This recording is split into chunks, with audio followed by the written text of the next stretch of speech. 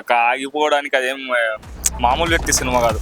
ఆ గతంలో ప్రభుత్వం లేనప్పుడే భీమ్లా నాయక్, దాని తర్వాత వకీల్ సాబు ఇట్లాంటి ఫిలిమ్స్ ఆపనీక ట్రై చేసిండు.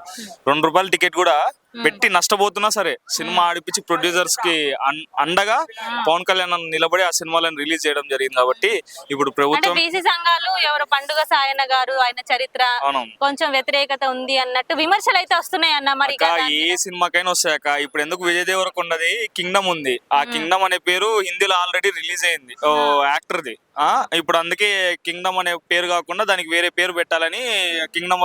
ప్రతి ఒక్క సినిమా వస్తుందంటే దానికి విమర్శలతో పాటు హైస్ కూడా అట్లే ఉంటాయి. కాబట్టి ఇది మామూలు లైట్ అంతే.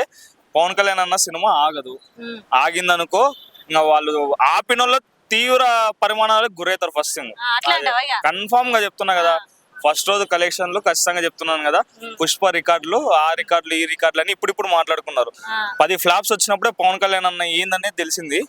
ఇప్పుడు పాన్ ఇండియా లెవెల్లో ఫస్ట్ ఫిలిం కాబట్టి ఖచ్చితంగా శవాలు లేస్తారు.